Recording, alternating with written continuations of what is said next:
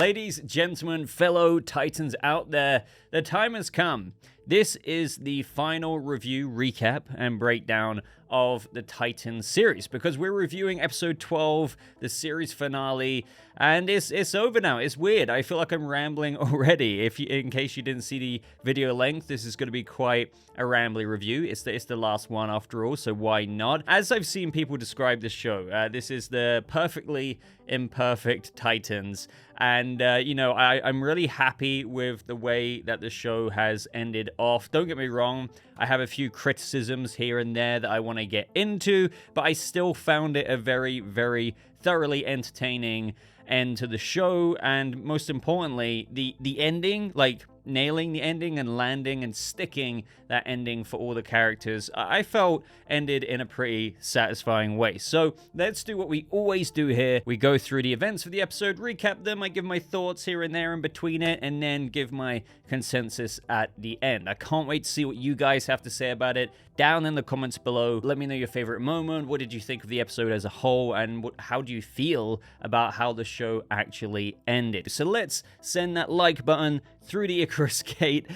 Do help me out there. Would really, really appreciate it. But right at the beginning, obviously we pick up right at the end of last episode. Sebastian has blown the horn of Trigon, and the Titans are in the wake of Trigon's arrival. And, in this moment, I guess he's just kind of trying to praise Sebastian, but really, especially with what unfolds in the scene and what Raven says, I don't think any of us really believe he wanted to keep Sebastian around. But this is when Sebastian said, "Mother told me that when you arose, we would rule together as equals." And Trigon's like, but of course. It was in this moment when we had White Raven projecting there. She says to Sebastian that he's lying. That's all he ever does is lie. And Trigon's like, fancy seeing you again. Fancy seeing you. I'm very glad to see you. This is when Sebastian reveals after Raven's like, but why would you bring him here? It's kind of obvious he would kill you. Well, he has something I need. And this is when Sebastian turns around with the staff and he strikes Trigon with it. And yeah, this is where I have my first issue. Now, let me say this first of all, because for some reason, sometimes people get annoyed when you do a review, which, as I always say, I try and make them as comprehensive as I can be. I personally love this show, but at the same time, when I try and remain objective and be comprehensive in a review, that's going to bring up some criticism that I personally feel is valid. So if you really love this, fair enough. And again, I was very entertained by it. I still found lots of parts cool. Same with some of the criticisms I'm going to get into later.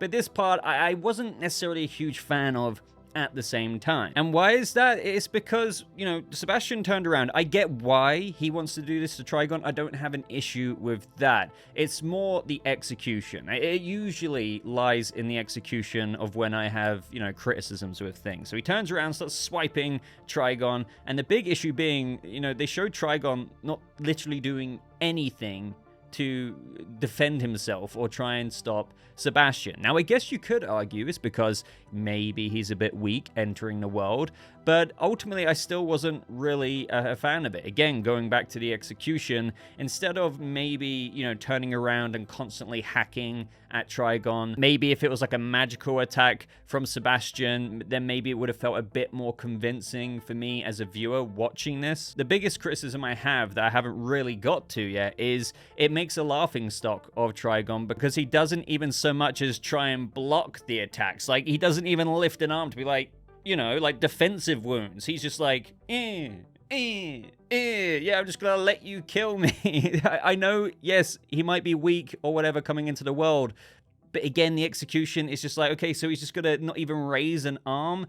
I know this may sound nitpicky for some people because of how long I'm going on about it, but rewatch the scene again, you'll just see that, okay, after the first swipe, fair enough, but then he can put his hand up and do something. That's why I offer the alternative maybe of just using a magical blast, because then it just wouldn't maybe make Trigon look as stupid as he is. It kind of displays what's always been said to be this very powerful threat to be nothing but a bug. I don't know. Do you see what I mean? Just to emphasize, didn't expect a whole boss battle, loads of CGI to be spent on Trigon, like darting around the room and fighting Sebastian. It just makes him look like a complete noob, and why has Trigon ever been something to fear in this Titans world? But anyway, the main reason here for Sebastian doing this to Trigon is because he pulls the heart out of Trigon's chest. Trigon falls back into the burning blood pit, so I'm guessing he's actually dead for sure this time. That's it. The threat of Trigon is no more.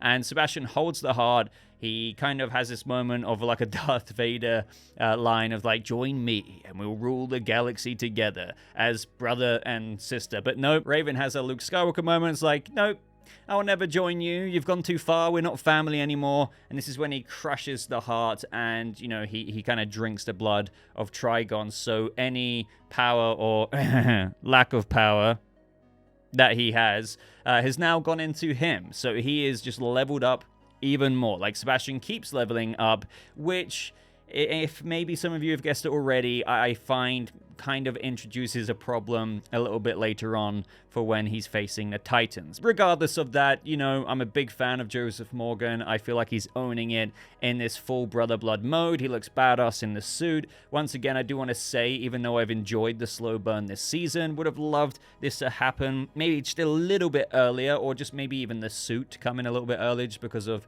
how much I enjoy him as full villainy mode. At this moment, Raven fills in the Titans, says something happened to Connor, Trigon's come back. They then go to the temple, they recover Superboy, and they bring him back to the RV. And this is when Dick gets out this kind of red kryptonite combined with nitroglycerin and epinephrine kind of cocktail, which I found pretty cool because, you know, Star Labs is very prominent in this season. We saw that they work with Superman very heavily, so the fact that Dick can get his hands on something like this is very, very believable, very, very cool, and Star Labs even had it designed to stabilize Kal-El if the worst ever happened. Now, the thing is with Superboy, when he's in the RV, I'm pretty sure he is just outright dead. Like, the vitals show him completely flatlined, so I guess cerebral hypoxia doesn't exist for Kryptonians. Again, I'm trying to not get nitpicky here. And if you don't know what that means, it just means, well, if he's flatlined and blood isn't pumping to his brain, then surely Superboy wouldn't pop up again later because his brain wouldn't be getting oxygen, and thus it would die. But either way, it doesn't matter because he's not human.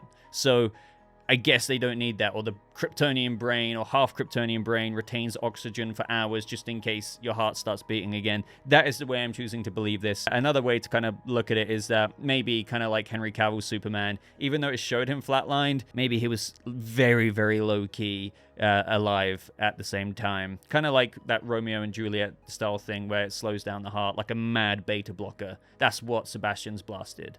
It just slowed down his heart. This is when there's a sighting of Sebastian at a chemical warehouse. So they make their way there, and Tim pops up out of nowhere. I guess they must have just texted him in between scenes. He turns up in the new suit, Robin 3.0, and I love Dick's response to this. He just looks like a proud dad. This is when, seemingly, Brother Blood appears, and he's like, you shouldn't have come here, and they all just like, screw this guy and start blasting. And it turns out he is also a projection, just like what Raven did in the Temple of Azarath. So this turned out to be one big distraction because we have Sebastian really just on his way to Star Labs. And I love the way they chose to film this scene. He's just on a bicycle riding his way to the Star Labs lobby. But this is where things get pretty messed up because he goes in there and Dr. Espenson asks what he's doing here. And he says, well, I just stopped by because I heard that Star Labs was instrumental to shutting down the game I developed. And that's when she's probably like, shit. Moving on, we have Bernard wake up, and he notices Sebastian in the Star Labs lobby, and he witnesses Dr. Espenson and pretty much every single person at the entrance to Star Labs.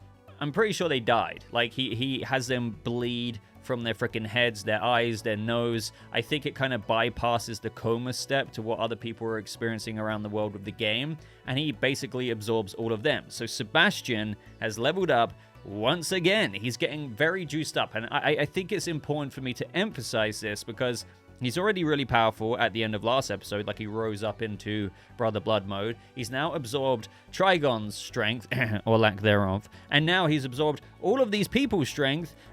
He's at peak power. So once again, this is important to bear in mind for the final showdown later on. By the way, Bernard calls the Titans and he explains what went down with everyone dying, and he says that Sebastian is heading to the Icarus lab, and he's like, Dick, we need to tell them. So this is when we have Bernard explain that Star Labs has always been about the betterment of mankind, and Project Icarus is the closest to the line they've ever gotten. Bottom line, it is a wormhole. So it's kind of close. Like, even before I saw any of these episodes and we were breaking down the first trailers, I was like, this looks like a Stargate. And it turns out it more or less kind of is, in a way, because it allows for any object to be sent anywhere in the universe, from something as small as an atom to as large as an entire planet. So the Titans are wondering, okay, so why would Brother Blood want access to a wormhole? And they figured out that he wants to destroy Tamaran because they represent everything he's not. And bottom line, Brother Blood just kind of wants to get rid of any and all threats. So this is when we have Brother Blood march to the Icarus Gate, and I remember this shot being shown in the trailers. I love, again, seeing Joseph Morgan in like pure power mode, using the Force to like open the doors. He identifies himself by saying, hello, my name is Brother Blood, and I'm going to change the world, which is a nice callback to what Sebastian said earlier on in the season when he was in Sebastian mode. We have Calliope, I guess the AI, introduce herself, and she requires a password. So this is when Sebastian, or Brother Blood, once again uses kind of magic to hack technology, and he says the words Azorath, Metreon, and Zinthos, and password accepted. This is when the gate powers up, and he realizes that the gate is not working at full capacity. It requires 1,000 Zeta Joules to become fully operative, which is the equivalent of 10,000 suns. But lucky thing is, a Tamaranian can produce that power. So he's like, Kory. Now, one thing I feel like the show didn't really explain at this point, and I don't think I'm forgetting something here, but do please correct me if I'm wrong. I'm completely open to that. Is the question I had on my mind when watching this is that how does Brother Blood even know about the Icarus lab in Star Labs to then go on to do this plan? Do you know what I mean? He kind of went in Star Labs. He found out that they were instrumental in bringing down his game. He wanted to kill them. But like, where did we find out that he wanted to go to the Icarus Gate to do all of this in the first place? Now, my only logic that I came up with here is as he went to Star Labs to do that, and he killed all of those people, and as he said, when he absorbed Trigon's heart, you get to know your father a bit better. I guess when he killed all of those people, he like downloaded their minds, the Star Labs workers, and found out that they have an Icarus Gate and that he could do this. I don't know, I just feel like it's not really explained. And I don't feel like that's nitpicky because this is his major, end game plan, and he just kind of knew about it, if you know what I mean, and went to go to it. So the Titans make their way to the top floor. Kory sees a dream of her going in the room, and she walks off by herself. Raven notices Kory's missing, so then all the Titans scramble to go find Kory. In between this, because at this point of the episode, I might be darting all over the place because there's so much going on, scene to scene to scene. We have Superboy in the Titans RV wake up, because of course he does, randomly, and I do feel like this is kind of random. We just have a metahuman assault squad guarding the door. I have to admit, after Brother Blood said, "Gentlemen, let my guest pass," I was like, where the living crap did they come from? Because these are the same people who guarded the metahuman prison of when Connor was contained for killing Lex Luthor, but obviously he got exonerated for that. But that's where those guys come from, and I suppose behind the scenes, once again, Sebastian just did something where he brought them over. This is when we have Kory have a bit of a conversation with Brother Blood. Sebastian explains his motives a bit more. Kory tries to point out that this was your father's goal, not exactly yours. So this, confirms even more that when Sebastian absorbs people, like as he said in previous episodes, they somewhat become a part of him, and even reveals that Trigon's deepest fear was that one day the people of Earth and Tamaran would join forces, and he knew if that happened, they would be unbeatable. So with Sebastian not wanting to be beaten himself, he says he won't let anyone have power over him again, so his plan is to destroy not only Tamaran, but the Earth that he also lives on. So at this point, I was thinking, okay, with Earth completely obliterated, like literally no Earth, not a ground stand on, no Tamaran, was he just going to kind of like fly to like Mars or the moon and just like put up a camping stall. I don't know what his grand plan was, and they kind of do cover this because Kory did say, so how does this end? I use my blue light, the Earth goes into a wormhole, and you die, right? Because, you know, that's what you would think. Even with Sebastian doing this, how does he survive when both planets are destroyed? And he replies, gods don't die. And she says, well, you're not a god. And he's like, I am a god. So he's very confident that at this peak power, with, you know, both habitable places destroyed, he will still survive, which kind of made me entertained a little bit because, you know, I actually do believe it. Maybe he is so powerful that he can exist in space, kind of floating around. But again, that gave me the vision of Sebastian being so powerful enough to go kind of Voldemort floating misty mode around the galaxy and just be kind of like secretly happy and seething that he destroyed Earth and Tamaran. I don't know, but that's what we're rocking with. So going back to the Titans, this is when they go up against the metahuman task force, and we got a really, really cool fight. I love how Raven went in there and disarmed the guns and also, like, deflected the bullets. Gar in tiger mode. We had Nightwing and Tim just being badass with his bow staff. The action here is great, as always. Meanwhile, with Starfire, she, like, gets hooked up with the Force by Sebastian with a bunch of cords and wires in order to harness her blue light to charge the gate. And this is where, more or less, the fun begins and all of the Final Showdown stuff happens. So Nightwing just comes in. I love the musical score because they always add a score and that really adds up. I mean, of course, that's what it's there for, to, you know, ramp up the drama, the stakes, and he comes in completely smacking Sebastian again and again and again. Meanwhile, Raven goes over to Starfire, tries to, like, unplug her, but she gets zapped and keeps trying throughout the Final Showdown with Sebastian. Beast Boy is desperately trying to stop the Icarus Gate from going full power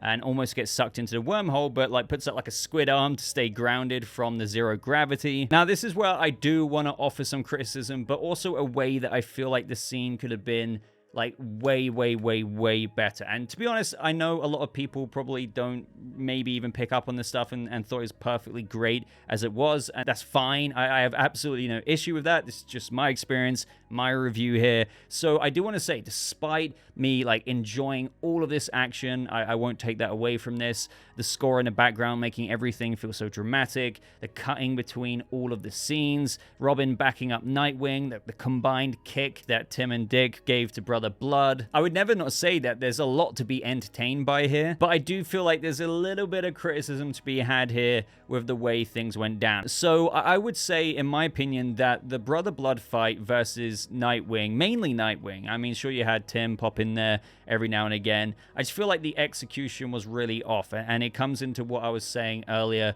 with the villain that Sebastian is. The main issue being that Sebastian is perfectly capable of absolutely wrecking a non-powered hero, human vigilante such as Nightwing, Tim Drake. We've seen Sebastian/Brother Blood's power. You know, Gar is busy, Raven is busy, and you have two vigilantes of whom Brother Blood could just drop dead if he wanted to. But despite his immense displays of power that we've seen, he only occasionally is using the Force to kind of do, you know, these parlor tricks of, you know, Nightwing might try striking with his Eskrima stick and he's like, you know, stopping it. But that's the extent of his power we see throughout this whole fight. So this is what I meant, if you've seen my no spoilers review, with regards to using a villain like Sebastian. The show itself sets the precedent many, many times with his lethal power. When the show itself does things like that, in scenes like this, it introduces power scaling issues with the villain when he's up against our heroes, you know, such as Nightwing. The power scaling issue being that the villain doesn't use the power we've very clearly seen them be able to use. Why? Because usually in situations like this, with regards to the writing, the show would be over there and then, right? Brother Blood would have won, the Titans would have failed, and I get that, but when you have everything I've already aforementioned and described in the past 2 minutes, when you see the scene, it's just, it's not very believable. It's like, but why is this happening? We've seen him be able to do this, and this, and that. So that's when in the writing, you should come up with a way that it's like, oh, the reason why he can't do that is because of this. So thus you kind of make it believable. So I do feel, believe it or not, that there's a way they could have executed this scene to make it so much more believable. And how is that? And this actually goes back to a complaint that I've seen from many White Raven fans this season, and yes, it is by using White Raven, as her magic could act as a bit of a powering down thing for Brother Bloods. And in so doing that, through using Raven, it would make it easier to believe why Nightwing could more or less solo him the whole time without dying. And it also just feels like the most obvious thing that they could have done. It's also pretty much poetic. You have the daughter of Trigon there, literally in the same room, and you have the son of Trigon there. And I'm not saying make Raven versus Sebastian / Brother Blood the main fight in this scene and have it done that way as opposed to what we saw. But what I am saying, add her in there in a similar way to how Tim Drake was used as a bit of a tag team against Sebastian to somewhat disenchant Sebastian, to level the playing field for Nightwing and Tim Drake to be able to take him on in the way we saw. The logic of this scene would have been so much more believable and better. But instead, what we do get is that Sebastian / Brother Blood is not depowered. In fact, there is no reason why he couldn't just mop the floor with Dick, and instead he's just getting punched up quite a lot. Yes, I do acknowledge he got the upper hand a couple of times, but I hope I'm making my point clear. Now, I do want to add a counter argument to this that I still just feel doesn't really make it that much better. You could argue that Sebastian entertained the fight out of cockiness or this somewhat supervillain arrogance. And I for sure hear you there if you're making that point yourself. But the thing is, even if that was the case, it would have eventually run its course. And why is that? Well, because when the Titans are depowering the very thing that you're trying to do, such as the Icarus Gate and launching the Earth into Tamaran, at some point when you're entertaining the fight with this supervillain arrogance of yours and cockiness, and when the Titans are getting close to doing that, you'll be like, okay, fun's over, you've got way too close now, and then you'd use your power to prevent the Titans from stopping you. Ultimately, it just doesn't really add up the way all of this played out. I do, as I said a second ago, think it would make way more sense if Raven was involved, because she's very powerful, the daughter of Trigon and all of that, and if she was utilized to somewhat debuff him, then everything else in this scene works out fantastically in my mind. Like maybe she would be sending some kind of power that she has, draining him of something, so he's just only being able to use hand-to-hand combat, with occasionally, as I said, using a parlor trick, because Raven's debuffing him, right? That makes sense. And I know she had a task, and that was to help out Kory, but to me, it just feels like more to keep Raven out of the fight, if you know what I mean, because why? She could have been used very well, and thus it just makes you feel like they want to propel and prop up their main hero of the show, and that is Nightwing, even if that sacrifices the logic and story of the episode. Does that make sense? You know, sometimes they do want to propel main characters up, even if it doesn't really make that much sense, and would make more sense to, bring in Raven as a bit of a tag team to make it more believable for the main human hero to have his time to shine. And also, I think given how underutilized White Raven has been this season, I'm not saying that Tegan Croft hasn't been in this show, like she has, like she's been in loads of scenes. It's just that I've seen so many fan complaints, and I agree with this myself, that she, you've graduated her to White Raven, and all we see her do is like get those little magical tendrils out or whatever, and maybe deflect some bullets or something like that. This would have been a golden opportunity to utilize Raven and her powers in a very relevant moment for her to do so, as I've just gone on and on about in my aforementioned points. But either way, rant over. Would love to know your thoughts on that. I'm already losing my voice. What has Sebastian done to me? Oh god, he's breaking through. Sebastian has a very egocentric moment. It's like, you think you could beat me? And Dick's just like, no, but he can.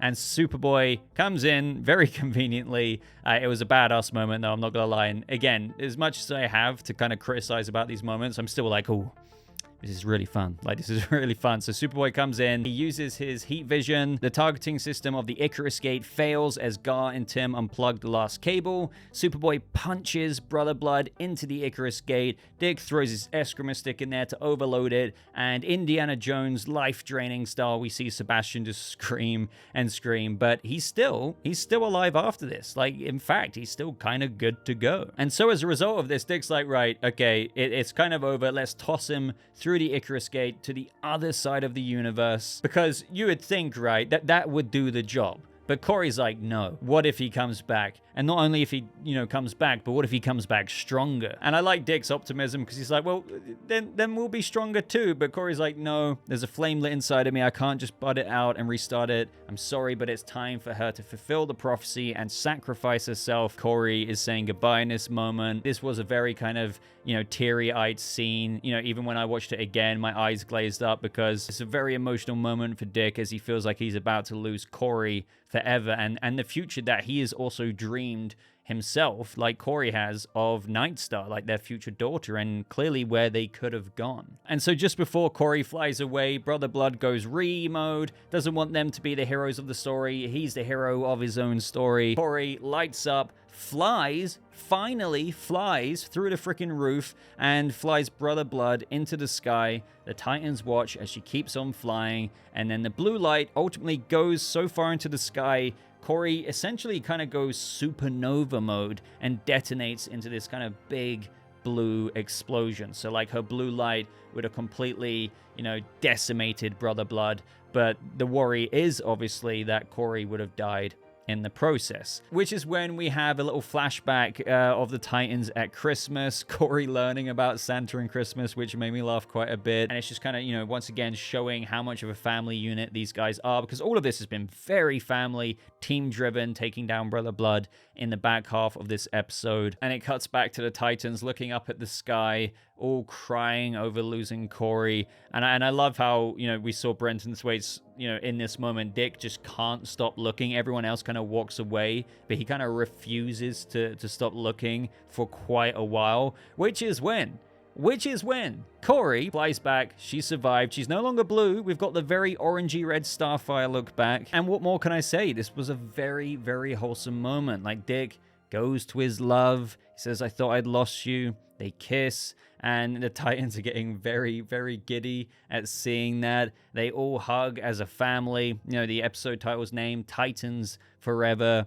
It was just, I don't know. It's almost cliche in a way, but it's so wholesome. And I think it's probably what every Titans fan wanted to see, like with the ending. And like from here on out, I do feel like they really landed the ending on the whole series here. So as for the very, very ending of the show, saying goodbye to the Titans, and it does feel not like a permanent goodbye, that they'll see each other again. So headcanon wise, even though the show is over, you can easily imagine them all in the future after going their separate ways for a bit. And speaking of separate ways, Gar says that he's leaving, he's got things to do in the red, and he doesn't know how long he'll be gone, but if they ever need him, he'll just be there. And then we have Raven, who's applied for college, and that is a community college in Bloodhaven. And I really like that because, with the relationship between Dick and Raven ever since season 1, the very father and daughter relationship there, and clearly Dick and Kory being Mama and Papa Bear, and that's definitely going to happen in the future with the way things end off. I envision both of them settling down in Bloodhaven near Raven, and that would match up to Dick protecting Bloodhaven in Nightwing mode. So that's my headcanon. Tim also said that he's going to see Raven all the time because he's going to be between Metropolis and Gotham, because he's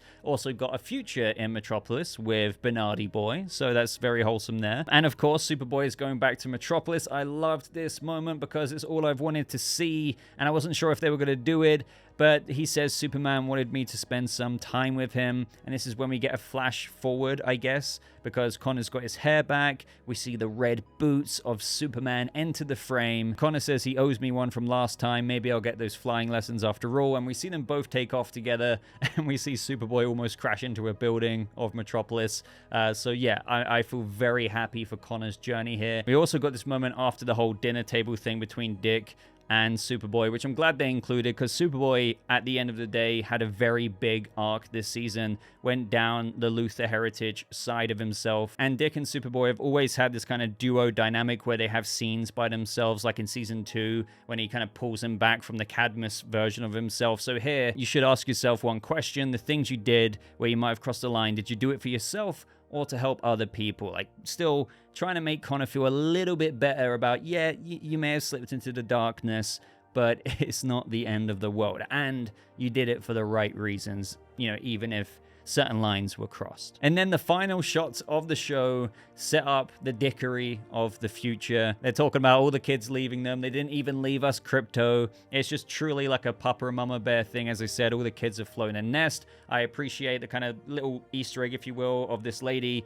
pushing the pram with her baby, and there's a little red balloon attached to the pram, and they both look at this woman and the red balloon and her child. So it's obviously foreshadowing Dick and Kory's own daughter, Nightstar, from the dreams of her holding the red balloon. So, you know, we're seeing them walk off into the sunset, so to speak, with little glimpses and visions of their future. And they both are fully aware of that. We even tease what they're going to somewhat get up to next when Kory says, do you remember what Sebastian said about humans and Tamaranians getting together? That if they ever did, they'd be unstoppable. And they're like, maybe we should get on that. And so they're just both laughing and giggling to themselves. The camera pans away from Dick and Kory just falling more in love with each other to the song that we heard the first time we ever even saw Kory in the show. I think that's the very song she woke up in that first scene in the car, like the wrecked car. And that's it. Actually, that wasn't it.